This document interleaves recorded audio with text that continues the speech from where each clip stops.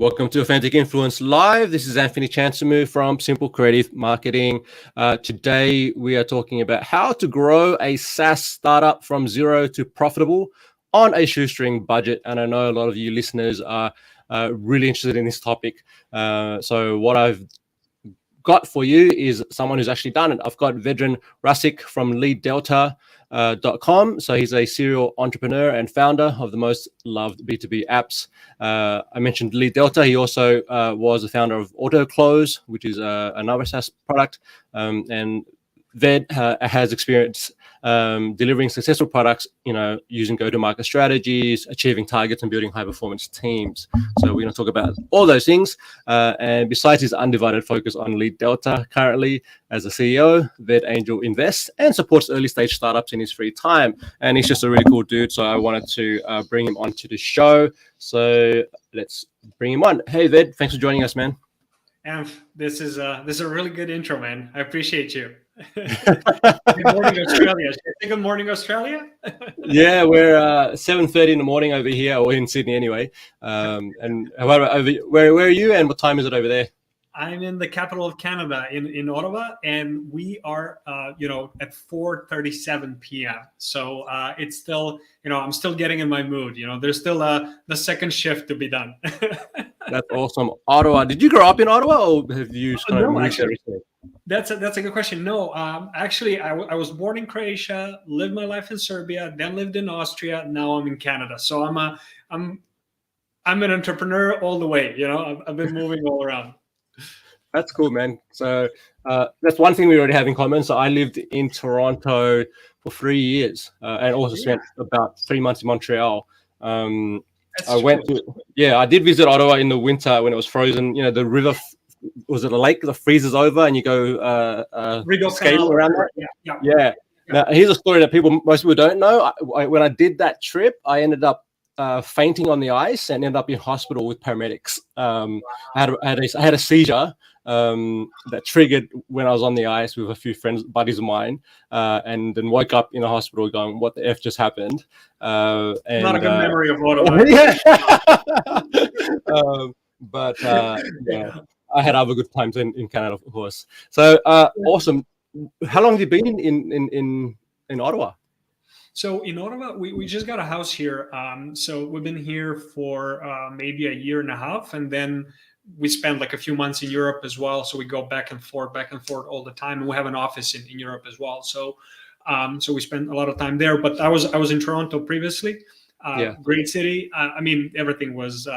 Everything was affected by COVID, and obviously favorite restaurants closed, and they're trying to reopen now. So, but it's a beautiful city. Like both Ottawa and Toronto are amazing. Like they offer different things, and they're amazing. Both cities are great. Okay, so you have to explain to me, why would you go from a major big city where all events are happening? Of course, you're talking about, of course, COVID's going to impact that, but why did you go to the capital, which is it's a small city in comparison? What brought you there? I love the questions, and I love that you didn't ask me to introduce myself. I just don't like talking about myself that way. I prefer talking about experiences and journeys. So I appreciate this. Well, it's actually very so if you folks listening to this, if you go and look at the prices around Toronto and generally in Canada, but specifically Toronto, you'll see that the prices are just insane. Right. So for a tiny little apartment, like maybe not even the one bedroom, you would pay like $600,000. And for a little bit more, you get the full house in Ottawa. So and you basically, I'm not sure about what my fellow Canadians would say, but to me, to drive 4 hours from Ottawa to Toronto, or even to fly for like 45 minutes is not a big deal. And there's just we feel calmer here. I am more focused on work, family, and friends. And it's just, it was doable. It was probably the best thing that we've done during the COVID times, because there was nothing else to be done in the city core. That's such a cool point you make there about just being able to focus on family, friends, work, these sort of things. Because as a lot of our audience can relate to, being in the startup life or the entrepreneur life can be hectic. and you've got millions of demands you need to work through, particularly if you're the CEO, and you need that space to kind of chill, and then we'll talk about just your process later on around how you do that, because this is something that always fascinates us, and it's one of the reasons people listen to this podcast is they actually want to know more about the mind of the entrepreneur. The strategies are great, but they really want to get into, how do you raise a family? How do you become an investor? How do you stay sane? Right. Yeah. All of that. Okay. Yeah, man. So totally get the Ottawa decision. That's awesome. Now let's talk about, you mentioned you have team members there in Canada and you also have some in Europe. Let's give us a bit of a profile of LeadDelta, the company, and what does the team look like, and where is it at currently? So today's topic, and generally something that I developed as a lecture that I do, that I have on different conferences, is basically, how do you go from 0 to 1? And LeadDelta is a perfect example, because even to this day, it's a very simple Chrome plugin tool for LinkedIn, right?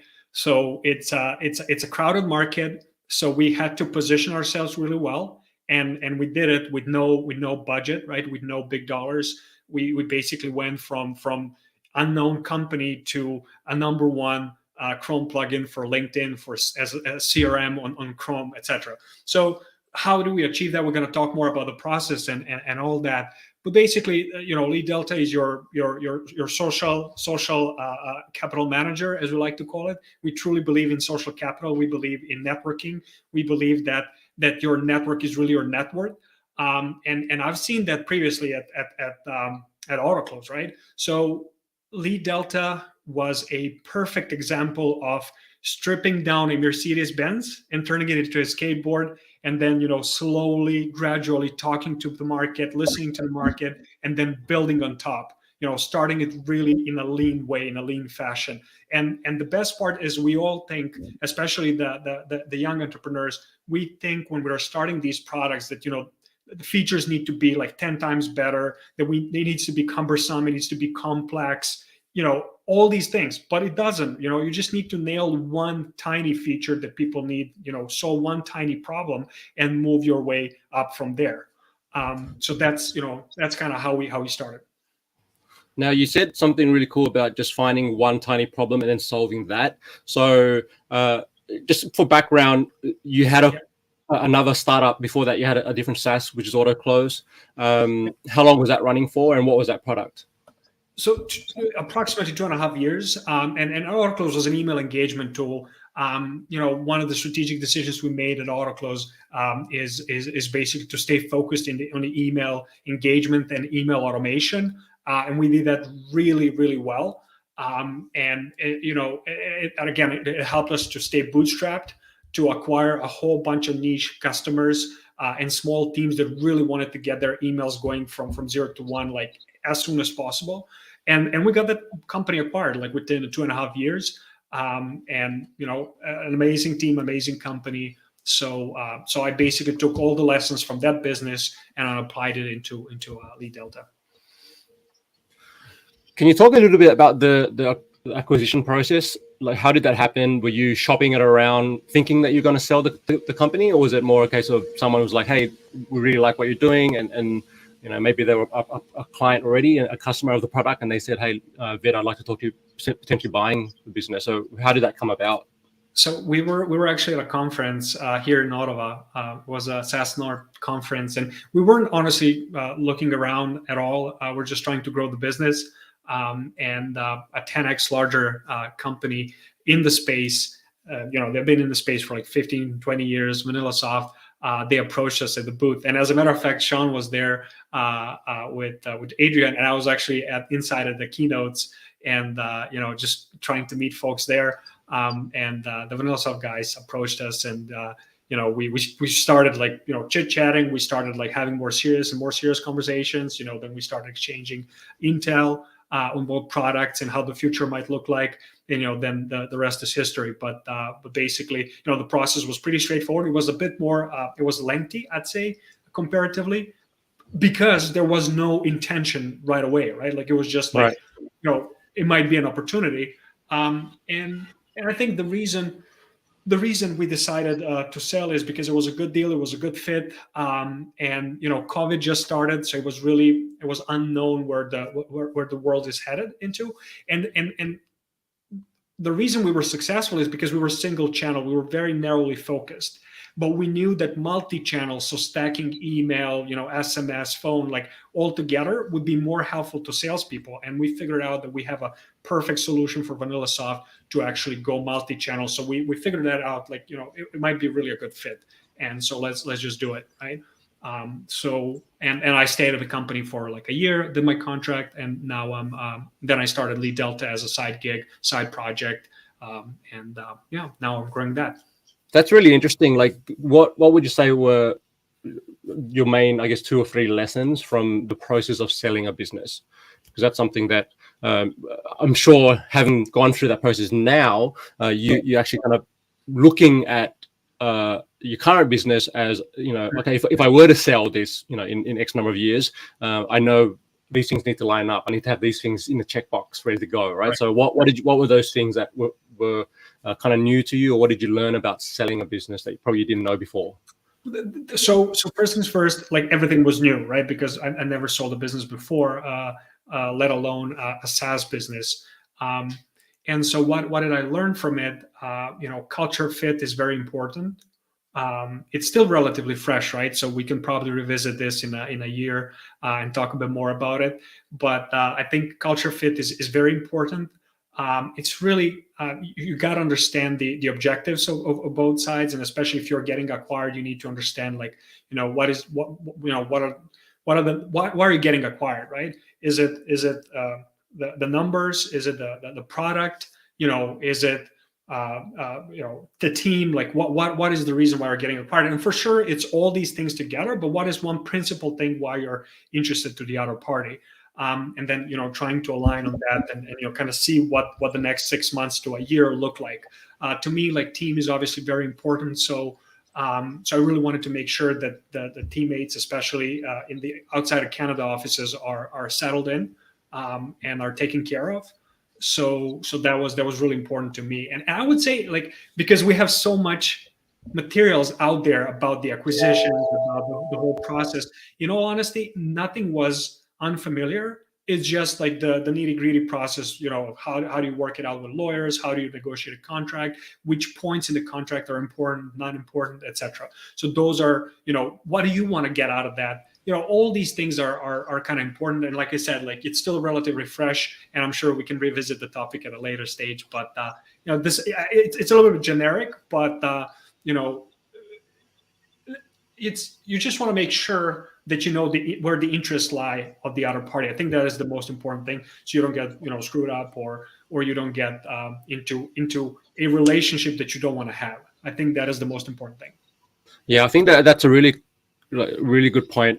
Just to, I guess, if you frame it as it's a relationship that doesn't, just because you sell the business, you don't disappear. Like you mentioned, you stayed on with the company for 1 or 2 years afterwards to support the transition. You're still helping your team. You still care about those people, obviously, and you also care about the partner to make sure that you're setting them up for success in that move. A common question, in this space is, okay, well, how do you determine? I don't need you to disclose numbers, but how do you determine a multiple? What is the selling price, and how do you ensure you get a fair selling price? And so, was that support of lawyers? Did you talk to mentors? How did you come to that? Arrive at that place? I would say mentors for sure. Like, talk to people who've done that before. But it really depends on the market. Like, are you selling a business in Australia, Canada, or the US, right? Who are you selling it to? Is it a public company? And again, what is their interest in it, right? If they have a very particular interest, and you can calculate how much it would take them to build the product themselves, you can deduct from there and figure out, like, what can be the fair multiple, and what would make sense, what would be a win-win for both sides, right?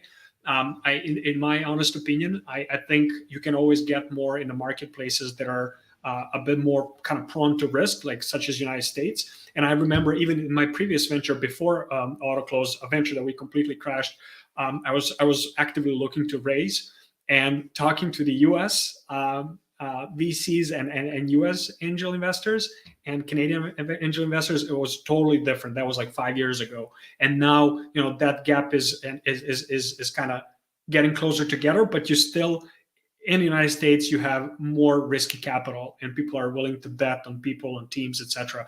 And the same thing for companies. They're willing to overpay not to lose the opportunity. So if they're set on something, they're just going to do it, within the 3 to 6 months, and you're going to get a fair chunk for your startup. But again, it depends what they want, right? Maybe you have awesome books, maybe you have an awesome product, right? Which probably tend to go well together. Maybe you have some machine learning engineers that you can't get otherwise, and you penetrated one market really well, and you have really good personnel, so they want to acquire you for the team. It really depends, and then you can do a calculation. You for sure want to advise and talk to people who are doing that as part of their job. I can't explain how that's like super important, because I have one of our advisors is based out of, he was in Silicon Valley. Now he came back to Canada, and he's been seeing this and doing deals for the past 10 years. So of course he knows better than me, in all honesty. So I'll definitely go to him and run my thoughts by him, etc. So Yep, that's amazing, man. It's well done. I'm sure there's a whole separate episode on that at a later date, because I think that's really fascinating. Now let's jump into you went from selling a company to moving to a new one, or you started as that was happening. You started this product called LeadDelta. Right. As you explained, it's a CRM tool, really helps you with building relationships on and through a platform called LinkedIn, which a lot of us know what that is, of course. How did you so let's talk about practically, how did you then go from, okay, that's the idea, to launching that, and what did you learn along the way, or what can our listeners here, who are thinking of launching a SaaS, what should they be focused on when you're in that launch phase? There's so much to unpack there, man. And one of the things is, if I knew, what's going to happen in the next year and a half and whatnot, and how much work there is to be done, and if I reflected on the early stages, I would have probably said like, nah, let me do something else, right? So that's why I think one of the first virtues of an entrepreneur is like, you're passionate about the problem, you want to solve the problem, and you don't care about the costs. This is something that you pivot, that you figure out along the way. So you obviously start with an idea, then you start spotting trends, which is, I think, super important. Actually, I launched a poll on LinkedIn the other day, and everybody says like team is the most important, but the data says that the timing is the most important, right? So I think it was the right timing, because I believe that LinkedIn is a great platform. Throughout AutoClose, we basically built and grew AutoClose on LinkedIn. But I also noticed some trends. I noticed that people are getting sick and tired of spam. I noticed that social selling is the thing. As per Gartner, 80% of B2B sales will occur online by 2023, 2025. So basically, I looked at that. Then I looked at all the solutions that were on the market. And I've seen that it's all about automation. It's all about automating follow-ups, automating this, that, right? But there's no signals. I bet nobody would care about automating their whole job, but what they care about is getting the right signals and acting on those signals. So I was like, we scaled down all that cumbersome operation into a single unique organizational tool, and we launched it immediately. As soon as I got the first version, after a month of stripping things down and redesigning some parts of the code, we launched it just to get the feedback. And so this is the key, right? Like launching your baby, like as soon as you have something, and let the market judge it. Because if you look at the bell curve, the first leaders, the first movers that will purchase your product, will give you feedback and will care about your product, most probably won't be there maybe a year and a half, 2 years from that point. So just launch it, just release it, and listen to the market, right? That was the key thing that we did, and it was probably the best thing ever. Because in my previous business, before AutoClose, we spent like $150,000 on a beautifully designed product. It had everything that we thought is important, and we couldn't sell it. And so we bankrupted the business. So it was a hard one lesson. Yeah, I was going to say that's a tough lesson, man, but I think an important one. It certainly helps, shape. See, the thing about you being a serial entrepreneur is that you don't give up, right? So you're like, okay, well, that didn't work, but that's a huge lesson. And this is something, for our listeners here is, some things are going to fail, man. Like that's the reality of business and life. But it's how you, as you say, pivot and how do you, do you care enough about that problem to go and solve it, right? So that is very important, right? Like, because when I first saw one thing, and we probably should say is, so we didn't build LeadDelta from the ground up. I went to the marketplace, and while we were selling autoclaves, I was like, I'm generally passionate about software. I keep purchasing software, I keep buying, subscriptions, lifetime deals, and whatnot. I just keep exploring, what people are building. It just amazes me every time, and I get a lot of new ideas by doing that. So, and I spotted a product by a Germany-based developer. He built a LinkedIn tool that was super freaking ugly on the front, but I saw that the backend was really, complex and useful. And he was like, I'm selling it. Like, I don't know what to do with it, right? So we acquired a code base, and that's why I said, like, we stripped it down from Mercedes-Benz to like a, skateboard, and we just polished it. So that's how we started. How do you do that if you're not a technical entrepreneur? So if you don't have the coding skills, if you don't have that ability to just look at the back end and go, that's good. What would you recommend in that scenario? That is a good one. So I'm not I graduated from the University of Economics, and like it's, I wasn't into tech. I started in tech like 10 years ago, but that wasn't my major. However, it is important to figure out who you are. Right. So are you a business person, or are you are you a producer? So do you produce or do you sell? There's no third thing in a startup. You either produce or you sell. So that's the first thing you need to figure out. Then you need to figure out who you need to partner up with. Right. If you're a business person, you're a tech person, and the other way around. If you can do everything yourself, that's also doable. That's possible. My personal opinion is that, life alone is generally hard. Let alone running any battles like startup market battles and whatnot. So it's always much exponentially easier if you can figure out a way to work with somebody, right? So that's why I would say, if you're not a tech person, do not worry. There's a lot of tech people who don't know what they're doing. So why don't you matchmake, right? And so, then you go and try and build it. Then you go and try and ship the product. But those are the first two things. Yeah. Figure out who you are, figure out what you need, right? Absolutely, because it's, I don't want to pretend that I know how to code. When I'm talking to a developer who's been doing it for 10 years, and they're like, yeah, this guy's full of crap. But you want to make, it's like if you buy a car and you have no ideas about engines, right? Like you want to make sure you have someone that's with you that can actually look at that. Right.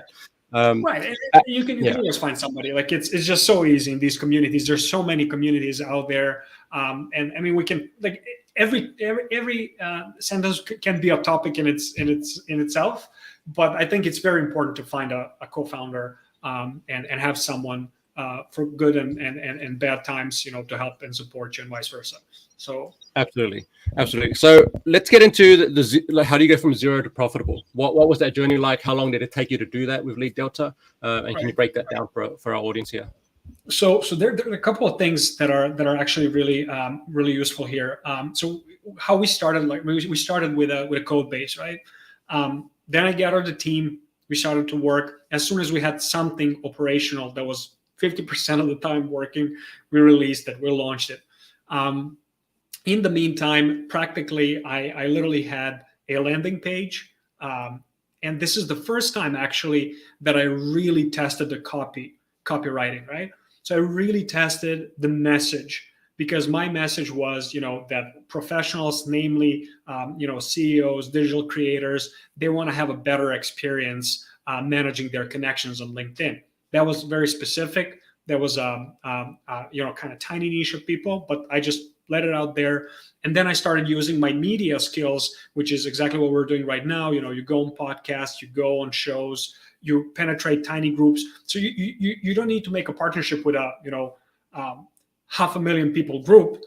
you can make a partnership with someone running a 50 to 100 people Facebook group, and go and try and make that relationship happen, especially if your target audience is there. So you make an assumption, you go and execute, and you try and get some traffic to that landing page, see if people are converting and whatnot. We use the viral loops, I think it's called, the product, to basically ask people to invite, and then promise a discount if they invite like 2-3 more people. And in all honesty, like, we didn't have crazy numbers, but I did have a deadline, and I had a number. And the number was, as soon as I have 250, we're going to release the product. And at the same time, the product should be done to an extent. So we released it immediately, like within a month and a half. I had 300 users initially. And this was all through personal network and referrals. And now figure this out. Like, I'm not North American. I have an accent. There's nothing special about me. So you can't say, oh, but you have a network, right? I built LinkedIn for the past 10 years. I built my network. I do have some emails. I do have some social signaling and social networks, but like nothing too crazy. So basically the whole point is if I can do it, you can do it too, right? So people started coming. And then the next thing you want to have on the product, you want to have as many forms as possible, as many options for your users to leave feedback.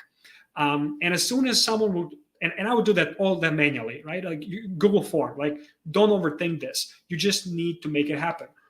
So as soon as someone would join, we actually built a tiny bot that would send them to our Slack. So I would immediately try and schedule manually, with no automation, a meeting through Calendly with them to get them on a 10-minute call. So 3 weeks in, and I have on that very Zoom call, I have an ex-CIO of Bosch Germany, and then I have a guy with random xyz123@gmail.com. But because I know their LinkedIn, I figured out that he's an executive at Visa. Now, how in this world I got to these people, I don't even know. But my best guess is that it's because of the copy. The copy resonated with the right people. So this was the first time in my professional history that, copy really matched the product and the expectations. So a lot of these folks came, I interviewed them for 10 to 15 minutes, always put a deadline. And this was a very useful tactic in product management and product development for the first, I would say, 80 to 100 interviews, because after that we started having diminishing returns because people were just repeating themselves and was just completely not useful. But you don't even need that. Like, you need 10 good interviews with vetted people that can help you take your product to the next stage, and then go back to work. So how do you sustain the business? Do you go and raise? What do you do? Well, what we did, we knew AppSumo, and interestingly enough, even though they know me from before, they were like, oh man, the product is just not ready. So the AppSumo, by the way, for those of you guys listening and who don't know, the AppSumo is a large network of entrepreneurs. You basically, you chip in with like $50, $100, $150, and you get the product for a lifetime. So if they succeed and if they become MailChimps of the world,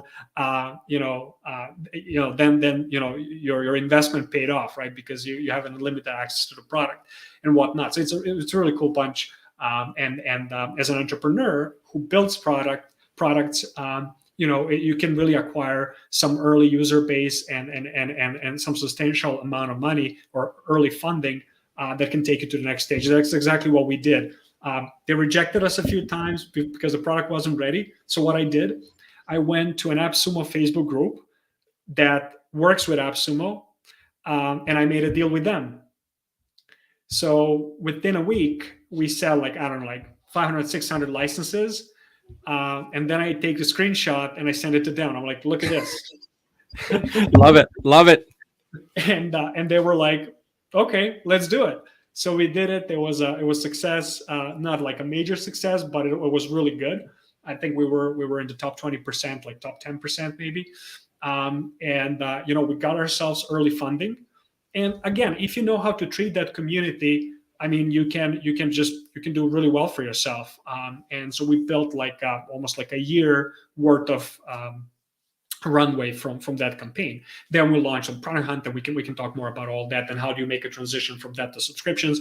That's a whole nother story, but that's a very lean and easy way how you can start. I'd like to just dig in a little bit on the AppSumo deal, because I've heard, from different entrepreneurs who've launched on there. Some had success, some didn't. But what was your mindset going into that? Was it purely let's acquire? The goal here is to acquire 250 customers or 500 customers. Like, what was it for you? What was the success metric, and what were you willing to give up? So one of the complaints I hear about AppSumo is, well, you're gonna have to give up a certain percentage of profit, or you have to give up something, and they have obviously their requirements, when they're vetting potential startups to put on there. So what was it for you that gave you the green light to say, yeah, this is worth the investment and the time and the energy? Yeah. So I had a very clear vision of what I want to get out of it.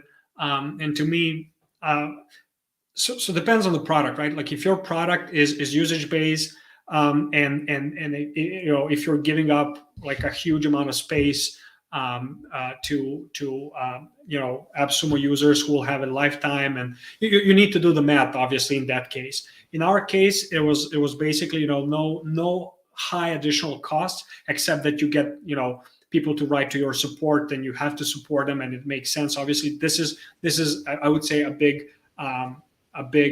negative of AppSumo, because people are demanding and they expect the world from you, even though you're just starting. Not everybody, but like those 20 or 30 that make your life hell. But we knew how to treat these guys, right? Like we knew. I mean, I buy a whole bunch of tools on AppSumo. I never write to support. I never bother anybody. But and we get it. We intrinsically understand how these guys think, and so we prepared for that. But on the contrary side, we acquired enough money that we needed to basically bootstrap, to crowdsource the further development.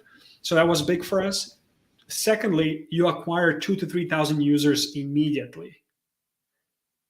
Oh boy, right? Like that is huge. Like within 2 months, you stress test your entire platform with 2,000 or 3,000 people, and 50% of their feedback is actually useful.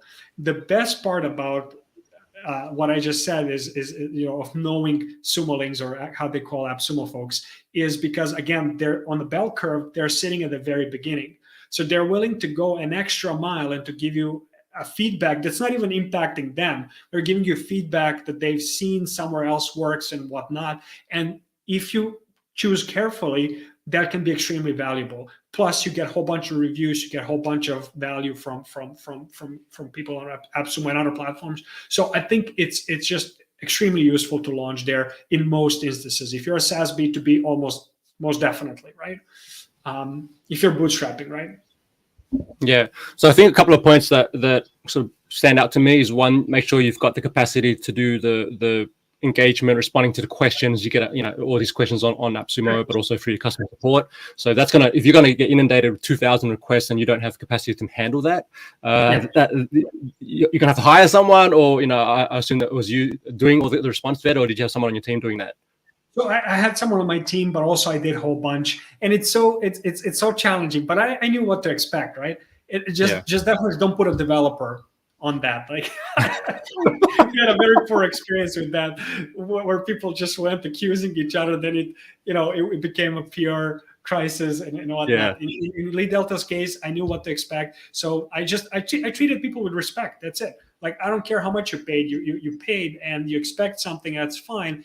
I just there was one guy, and I don't think he was even from AppSumo. He was just intolerable. He was just not polite, like completely rude, I'd say. And I said, like, I don't need your money. Like, stop bothering my teammates. We don't want to see you on the platform. Take your money back, right? Like that's it. So you need to be clear with the bullies, but almost everybody else. And like I said, like out of 2,000 people, just one person arose, is because how I treated them and how I set the expectations. And which is one important point, guys. Like if you think, so marketing changes all the time, right? Mm-hmm. And I think what's really trendy right now, because how market evolved, is what I call the fair marketing. people are not stupid. So if you keep promoting the same thing and keep creating the momentum every week, people will be like, this is BS. I'm not going to act on this because the same deal will be available next week and the next week and the next week. And because I figured that out, I started writing to people. I started A/B testing. One email would be like, this deal is expiring tonight. It's never coming back again, et cetera, et cetera. And the other email would say, just below the CTA, don't worry if you missed this one out. We'll probably have something similar in the next 2 weeks, right? And we had the same amount of conversions, if not more, on what I call the fair marketing. And then I started doubling down on that because I figured out that people would respect if you're being honest with them. But you still need to create that marketing momentum and ask people to kind of convert and give them the easy steps how to do it. But I think just we're at that stage where there's no need to bullshit anymore. There's no need to exaggerate. Just find the right audience for the stage you're in, and that's it. And treat them with respect. Yeah, man, I love that. I really appreciate what you're calling fair marketing. I think that's transparency. That's really just saying, hey, you know what, we're not going to try and FOMO the crap out of you and just say this deal is going to disappear in 1 week and you got to, put all your money in it. I think it's, so we've seen enough of it now where we say, okay, well, look, if it's not going to come on AppSumo, maybe I'll look at Product Hunt and it's going to go up on there at some point, or maybe it's going to be on somewhere else. Or if I'm already subscribed to your email list, I'm sure I'm going to get offers from you. So it's you got to just be transparent with that and say, okay, look, this deal will end and this is what's coming, but you may tweak the deal a little bit because it is, you want to have it different in some way. But I appreciate it. That's really cool. Now you've gone from go ahead. What's really important there, man, is what you want to do is you also want to keep your word. So if I say there's no more LTDs, that means there's no more LTDs. So I trained people to get to that stage. So now when I say don't worry about it, we're because why do you care how much something costs? The value is what's important. So we keep increasing the value bar and the price bar all the time. We keep changing it all the time. So if you miss it this time, you don't have money or it's not the right time, don't worry about it. We're going to be around. So I think loosening up that peak moment where you just need to do everything now in this moment is why? And there's so many customers, so many users, and you don't need too many. To be $1 million business, I mean, do a calculation. That's 83,000, 85,000 in MRR. Divide that by the price customers have to pay, and get how many customers you need. It's not a lot. So why pushing people? Yeah, and you also want the right type of. We're talking about recurring. You want the right types of buyers who are going to see the value in the product. They're going to utilize it, and then they're going to stick around and refer. Whereas if you're looking for the bargain hunters, and you're going to get bargain hunters on AppSumo because that's why we're there. A lot of us are just we want the deal, but there's also a percentage that are legitimately your ideal customer who want to utilize the product. So 100%.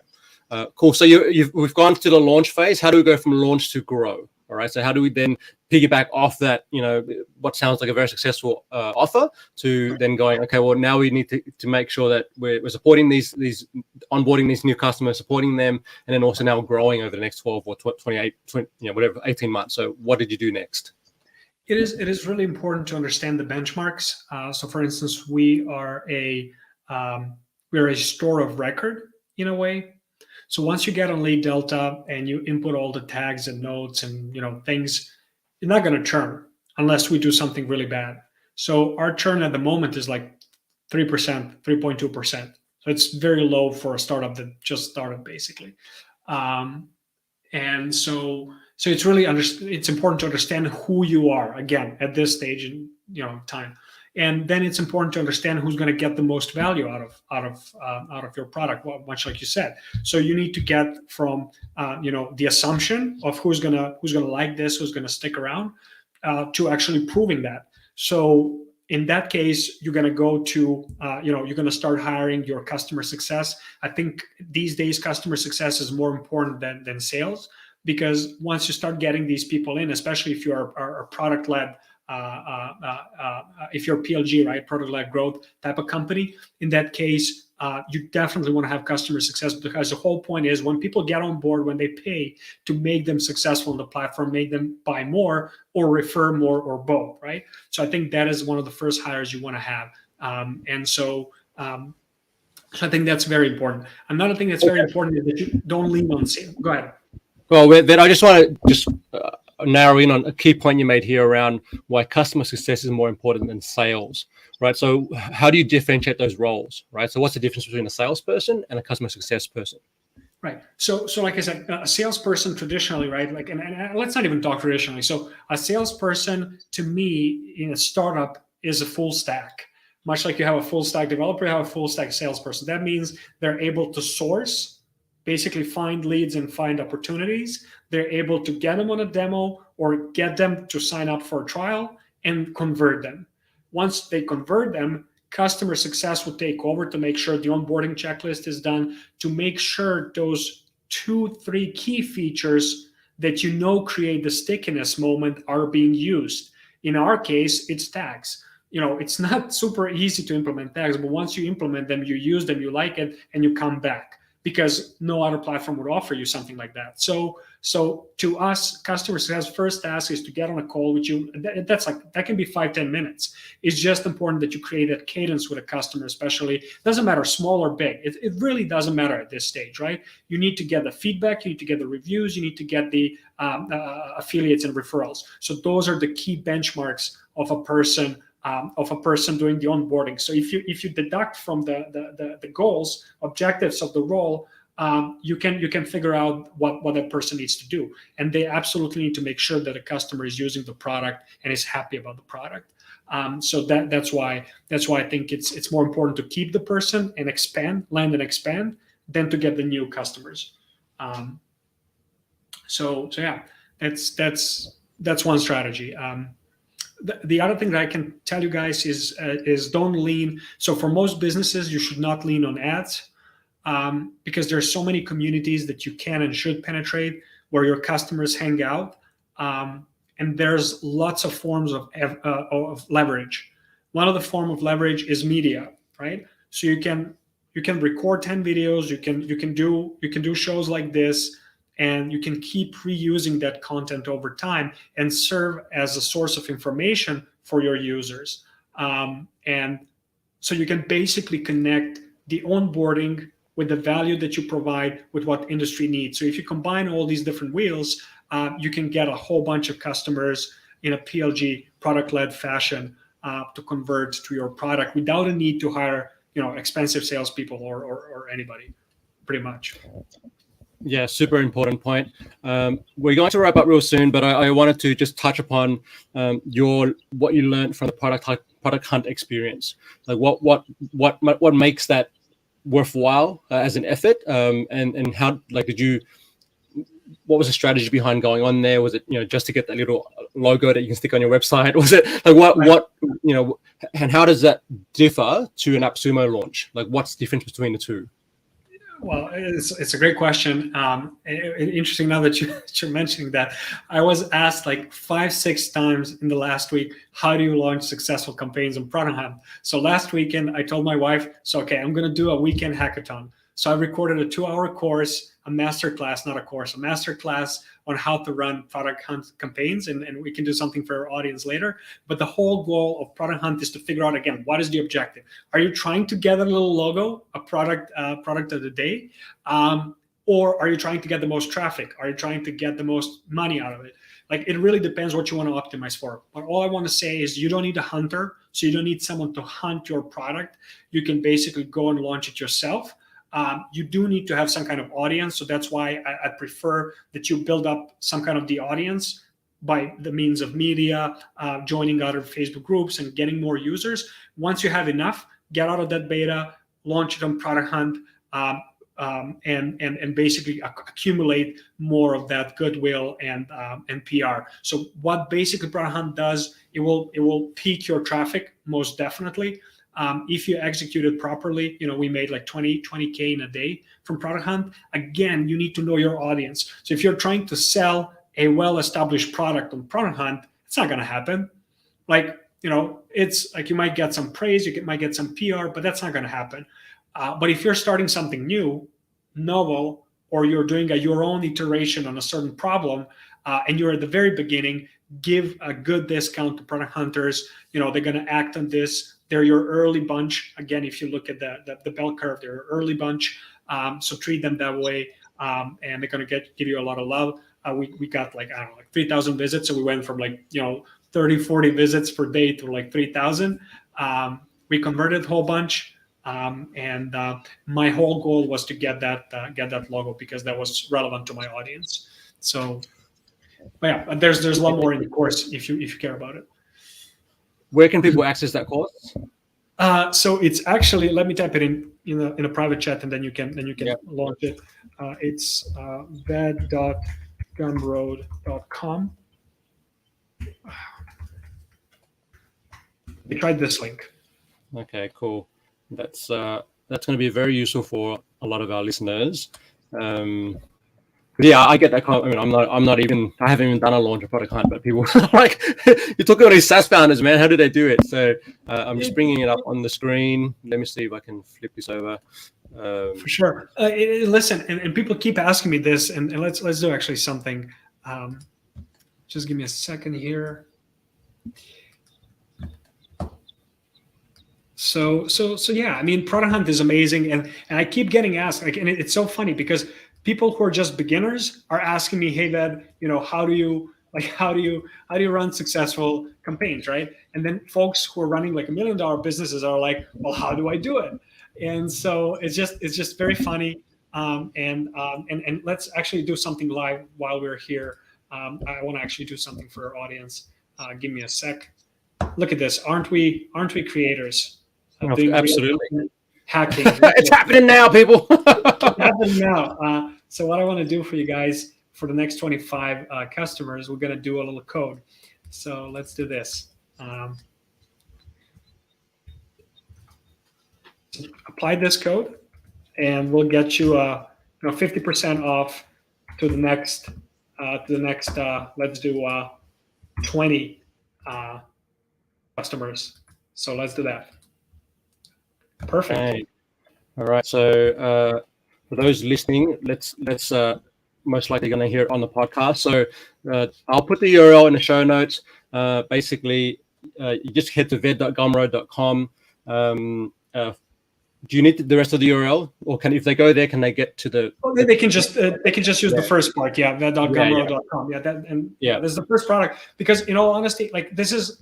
I mean, I'm playing with this because obviously it's not about making money. Honestly, here it's just about committing, right? Because if we just offer something for free, people are like, oh yeah, download that ebook, and then they never do anything with it. So we want you to, absolutely, we want you to purchase the product. Use this code. It's ANTHVED, so ANTHVED. Head over to ved.gumroad.com. If you're interested in the Product Hunt Masterclass, you're going to learn the process to how to successfully launch your campaign and generate value, for the community and your organization on Product Hunt. This is from so Ved launched LeadDelta on Product Hunt. We can see on the screen here. I'm on the Product Hunt page. They got #1 product of the day on May 30th of 2021, 630 upvotes, which is really cool. But I think something that what I see is really valuable from this experience is just the amount of comments and feedback you're getting on this page, particularly from people who have tested the product or have used it, or go sign up for a trial or whatever it may be. And even like this statement from Alexandra, my LinkedIn network is around 2.5K connection, and since I've installed LeadDelta, I've seen an increase in client interaction, right? So now you can, that's someone you can follow up with and say, hey, can you tell me more about that experience, right? Yeah. It's a great point. So there's over 600 comments and 60 reviews overall. But for some reason, it's showing me here in the dashboard 33 reviews, but it doesn't matter. The whole point is exactly what you're saying. It's Sunday, guys, and it's usually a slow day on Product Hunt. And look how many people engaged. And let's be very clear here. If you don't ask your network to support you, you're not going to do anything. So you gotta have 30, 50 fans that already like your product that will support you on that day. Don't let anybody tell you that you don't need support, because then you're going to lose. You're going to ask, how are all these people getting so much feedback and so much love?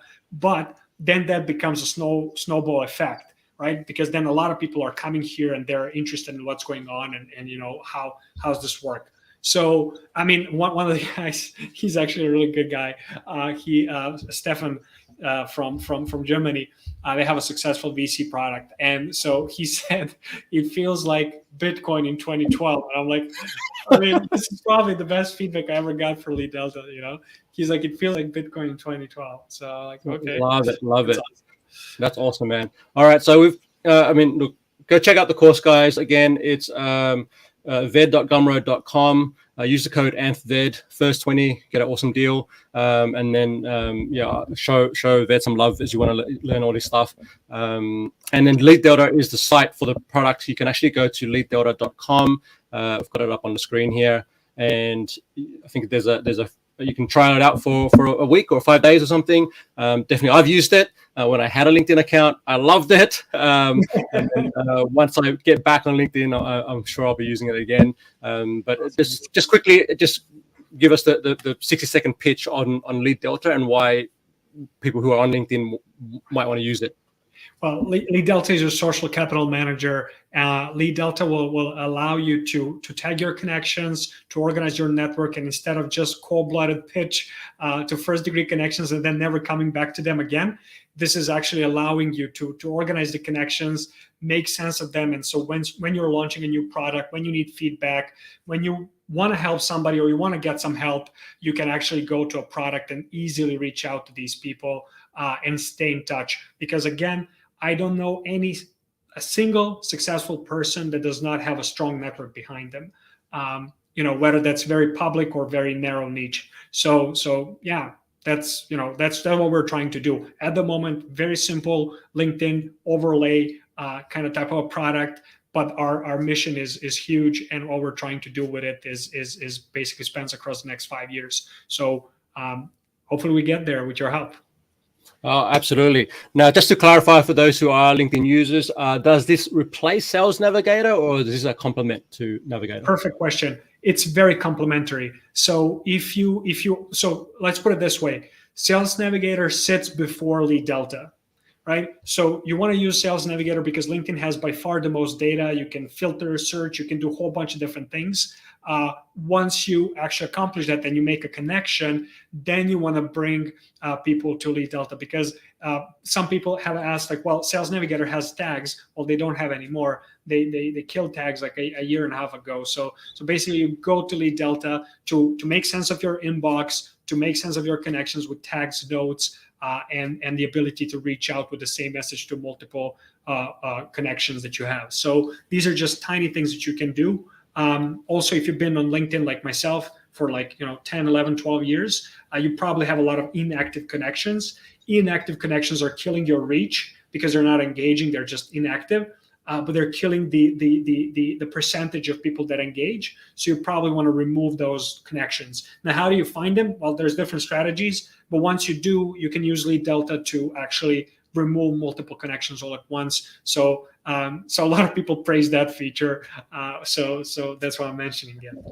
Okay. Yeah, really, really useful function. I mean, I get it when you have too many. Yeah, just dead connections. I'm not too happy, but people keep talking about that feature. So there you go. I have to promote it. That's a useful one. Does this what was coming to my mind? Okay, automation, right? So LinkedIn, they have a crackdown on automation tools. Does this classify as one of those tools? Is there a risk of getting account banned if you're using LeadDelta? Right. So I'll give you a very quick overview. Why not? So like when we started the business, like I don't want to do any business where I can get permanently banned for doing it or whatever, right? So instead of us going into automation, my profile getting banned, and us making a lot of money, we said, let's try and do something more difficult, right? And I still don't know if we're crazy for doing that or not. But the whole point is, as long as you give us permission to manage your first degree connections, that's good. And on help.leaddelta.com, that's one of the first articles. So you can read the paragraph from LinkedIn's website that actually says, if you give permission to people to a third party to manage your first degree connections, it's almost like giving your business cards and showing them to your friend. Like, I mean, that's basically what it is. And the best part is, for instance, if you are not allowing me to see your email and phone number, LeadDelta won't scrape it. We can't get to that. So that's it. Like, I mean, there's a lot of business cases where we had a chat with LinkedIn multiple times. We're still in the business. I'm still on LinkedIn. Thankfully, I love the platform. I love the community, and we don't want to jeopardize that community. We want to help them thrive. 1,000%, and that's something that's since we first had a chat, like I think that's something that's resonated with me. Just your intention around building a quality product that works with LinkedIn. You're not trying to get people banned or anything like that. Now, for those of our listeners who actually, I mean, a lot of them are already using CRM tools, right? So whether how does this connect to a CRM tool if they're using like a HubSpot or whatever it may be? Amazing question. So my previous business, we use Pipedrive. This business, I use HubSpot. Love both products. And so we understand we're not trying to replace your CRMs. LeadDelta can act as a CRM to an individual. We want to allow you to be able to plug in and out your data, right? Because this is your data. And you should be able to plug in and out of any CRM. So currently you can use Zapier. We're very adamant on using Zapier because we think it's a great tool. It's an easy peasy integration into AutoClose, Pipedrive, HubSpot, all these tools. So it works like magic. So most of our users that are on HubSpot or Pipedrive, they use this to ship their data into CRMs and basically continue the further organization of their contacts and strategies and data. So, but in the future, what we're trying to build is we want to get more data sources because we believe every individual in 2022, we have so much data sitting in different silos, right? Like, sitting in Gmail, sitting in spreadsheets. We want to allow you to bring all that data into LeadDelta and then use it in LeadDelta if you want to. But if you don't want to, take it to any of your CRMs and manipulate it there. We basically want to get the data, extract the signals into wherever you are, Slack, Gmail, CRM, wherever you are. Yeah, I like the focus on social signals because that's huge, and I can tell that you've really invested in social selling and understanding how those dynamics work. My final question on the product is just around training for people who are like, yes, we're going to go and sign up for the trial, LeadDelta.com. We're going to jump in there, and then like me when I first approached you and said, okay, how do I actually use this? What kind of support? Yeah, what kind of support do you and your team provide around that? I can see you've got a resources page on your site, which is awesome. But beyond that, is there anything else that users can do to get support? So there's a couple of things. When you start running your SaaS startups, or if you do have them, you'll know that doing videos at an early stage startup is just horrible because the features keep changing, screens keep changing, so you have to keep doing videos. But so a couple of things that we have for everybody. So there's a help center with a whole bunch of articles. There's the onboarding.leaddelta.com, which is another useful resource. There's the checklist when you log in, the programmatic one, and the one that you can use at your own pace. And like I said, we do actually have a person that is available to you Monday to Friday, and you can actually talk to them and schedule a call, because we do really care about you. We don't want to limit you to white glove onboarding where you really have to go through training. You don't have to, but you basically can book a call and just talk to one of us. That's amazing, man. I just like breaking this down for people so they can see what's involved in launching a SaaS product and sustaining one. So love seeing. Maybe, sorry to interrupt, maybe you shouldn't show that, because when people see this, they'll be like, holy cow, I'm not doing this, right? That's what I keep saying, because I think by taking AutoClose from 0 to 1, I was like, this was a breeze. And then I started again at the beginning. I was like, wow, so much work to be done, right? But I guess you kind of like that hustle and one thing at a time, guys. Like, that's why I keep saying you gotta keep on releasing, you gotta keep on shipping, whatever you're doing. Like, I just literally, a lot of people asked me to build that course on Pranahan. So I said, like, this weekend, 2 times 4 hours, I'm gonna do it. And I did it. And it's not ideal, but it's good enough for a lot of people. And it's going to answer a lot of questions. And now I keep adding to that course. I keep adding to LeadDelta. So it's really important to ship and release and then keep on adding. So do you, I mean, just I'm curious, geek mind going on here, but do you have 90-day sprints? How does your development team work in terms of product and feature releases? Oh, so we have a very, very precise cadence. I'm really proud of my team. These guys are just awesome. And yeah, I enjoy working with my people. And so one of the things we do really well, we release every week. So we have a weekly cadence. So every week we need to ship something. And I'll give you a secret, guys. You customers or me as a customer of other projects, we don't know how complex certain features are, but we always like getting something new and seeing that our voice is being heard. So because I noticed that, we started shipping on a weekly cadence. So every week we release something new, and people are amazed, they're mind blown, they rave about us on LinkedIn every freaking day. There's someone tagging us somewhere. And most often than not, I miss the tags because like I can't be on top of everything.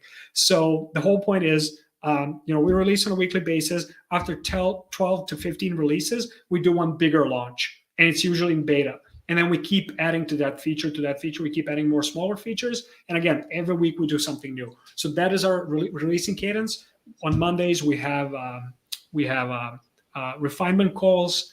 We have daily stand-ups every day. And so yeah, that's pretty much it. That's really cool, man. So you talked about 2 teams in 2 different regions. How many can you give us a breakdown on how many developers you've got and who's in marketing? I guess you're marketing and sales. Like, how does that look like?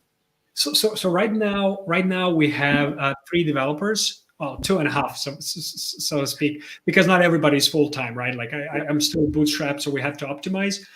And the biggest challenge right now is time zones in a way, because we have British Columbia, we have Vancouver, we have Toronto, Ottawa, and then we have Serbia, right, which is Central Eastern Europe. So it's kind of balancing those is a kind of challenge, but we try and do synchronous meetings as much as we can to coordinate certain things, and then we use Slack obviously religiously, publicly, transparently, so that people can coordinate. Then on the marketing side, it's I have a person in marketing. I have a person who's like generally growth, but doing sales. I have a customer experience person, and we just started hiring interns, paid interns, who are basically honestly getting a great opportunity to work at a startup. We don't ask for a resume. What we ask for is projects you work on and an essay. What are you interested in? Where you see your future career? Like what are you're interested about, right? And so we started that. We have 3 amazing interns. You're going to be seeing them around LinkedIn, and we're going to scale that program because I think they're gonna see how the startup is being operated. Some of them will stick around, and at the very least, they're decently compensated. They're going to learn a whole bunch. So I think it's a win-win, truly. That's true. I mean, I really admire just your approach to hiring people. Like, I think even that question, it's don't give us. We're not looking to say your resume, but tell us, give us an essay or explain why, and where you're headed, right? And where do you see the opportunity, and show us your portfolio. What have you done? And I've been saying that to a lot of young people lately because they ask me, because I've been a professional copywriter for over a decade now, right. And they say, how do I get started? And I said, honestly, to get started, start writing. Right. and find clients and write for free, whatever you need to do, but build your portfolio. I'm sure as a developer, you recommend a similar thing. Work on projects, like really show people this is what I created, right? Same thing, in all honesty. Like it's just like how we structure these interviews. It's like there's a little bit of theory, there's a little bit of stress testing, there's a little bit of like what you've done and whatnot. Show me the results and show me the case studies. We usually like to pit people against each other. So we want to bring like 3-4 people to work together, see how they act in a team. In all honesty, in a startup, it's really hard to run internships. It's because you don't have enough support. So that's why I usually look for people who had some organization experience, who I don't need to teach how to give feedback, how to run a project. So I usually ask for a background in projects and organizations. And one tip that I would say, I usually try and scare them on the first call. So I do like a 10-15 minute phone call where it's basically me talking 80% of the time, talking to them how crappy startups are. Because like don't expect corporate parties, like don't expect, like I keep talking about the problems, because if you can hear them and you laugh and you're a little bit crazy, I know that you're the right person for the startup, right? Because I'll need you to go to a battle with me. Like you can't be like expecting like, 3-hour mentoring sessions and like, corporate parties and whatnot. Like that's not what bootstrap startups are. So don't expect that. So I try to kill that in the root. Yeah, if you're expecting a WeWork party every Friday at the bar, it's not gonna happen. Go have that, like, and do a Netflix show after. So I mean, I'm not into that. So all right, man. We're gonna look. I appreciate you for your time, just your candidness and just sharing this journey with us. A couple of final questions for you. For someone who's really interested in learning more about the entrepreneur journey, marketing, sales, whatever it is, what's been a key resource for you in your development? Whether it's a book, a podcast, a training, anything. What would you recommend someone check out if they want to get into product management and what you do? So I've done a couple of different things. So what I would say, if you go to YouTube, like there's a whole bunch of good resources, like, even Y Combinator lectures on entrepreneurship. Actually, they do a lot of decent videos. And I like the recent ones that they're doing together. I keep watching them myself, and they just have a good laugh on these false beliefs and assumptions that young entrepreneurs have, or generally entrepreneurs who are just starting. So I think watching anything Y Combinator is good. Honestly, there's a whole bunch of good resources, but I would say reading some of the classics, from good to great, like reading some of the classics such as The Hard Thing About Hard Things, and combining a theory, listening to other people's journeys is very useful, like reading biographies and whatnot, just learning about the struggles and how people persevered through them is very useful. And then on the other hand, but don't overdo it. Like if you're a copywriter, like there's only 1% of people that post once a week on LinkedIn. You go do that, you're in 1%. You have your resume built, right? You want to build a product. I told you, go figure out who you are and go find yourself a match. Like do that first experience as soon as possible, like, fail or succeed or whatever, like just run into it. And then once you have a problem, then look for resources to solve that problem. Like don't read too much in advance, because you'll never do anything. So I think that is what people often make a mistake on. Like, doing is much higher value than reading and whatnot. But I can definitely give you a couple of resources posted on a YouTube or somewhere, because there's a whole bunch of good resources that I'm following. Those are awesome. Have you ever attempted to get into Y Combinator, or is that something on the roadmap for you? So you appreciate my candidness, so maybe I just continue that route. So I did apply once. Was it? I don't even know, man. But I applied for one of these new YCs. Similar crew, a different fund, and I keep getting invited and rejected, and it's just like it's annoying me because you don't get a feedback, right? You don't get a feedback, and so that's why I would recommend to everybody, like don't go to the most popular guy or a girl, in a club. Like it's not gonna end up well, right? So there's I mean, in all honesty, money is so cheap right now. You focus on the results. And by the way, that's not the right way. This is my way. This is how I figure things out. I'd much rather talk to my customers and get the results than attempt to be famous in a 2-year story of joining a big accelerator and then failing, right? Because 80% of the incumbents fail. Yeah. And you don't really hear those stories. You hear about the Airbnbs and you hear about the the ones that do success, the unicorns. But you hear about the batch. Yeah. You hear about the batch when they form it. Like you're like, oh, look at all these great 400 startups or whatever. Because think about it, when YC started, they had like 40 startups. Now they have 400 or 600. Maybe I'm making up the number, but look at the number. It's 10x over the years. So how much attention do you think you get? So anyways, YC is amazing. I love consuming their materials. But like there's different ways you can make money. And if you're really doing something grandiose and you have experience from before, for sure, seek some capital and seek some super famous people to help propel your mission. But if you're doing something like me, just work with your customer. Yeah. Well, I think, look, even for those who want to get on an accelerator path, just understand that you're exchanging that support you're getting, for equity. There's an exchange, right? It's very different. Yeah. And there's requirements, there's terms. If you're going to exit, there's all these things that you need to understand from a legal standpoint. And if you're bootstrapping like what Ved has done, you kind of have more control over the journey and the process. And so it just really depends what you're looking for. Awesome way to wrap up, mate. Final question for you. We're going to circle back to the beginning of this conversation where you talked about moving to Ottawa, and the main reason was to one, of course, cost of living, but also more time to focus, be with family, etc. So what's one thing that you do on a regular basis to just to ground yourself, to really support your own mental well-being? At the moment, well, can you see it? Well, this is what I do. Yes, tell us more.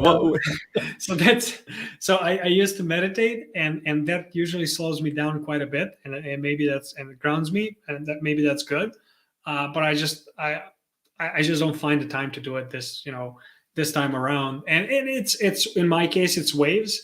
I keep joking that my business partner is just like this, like a straight line, no matter what happens. And I'm more like peaks and valleys, right? So that's why the more meditation is important in that case. But also like, playing an instrument or doing sports or just reading. Like I have a whole bunch of books here and that I love reading.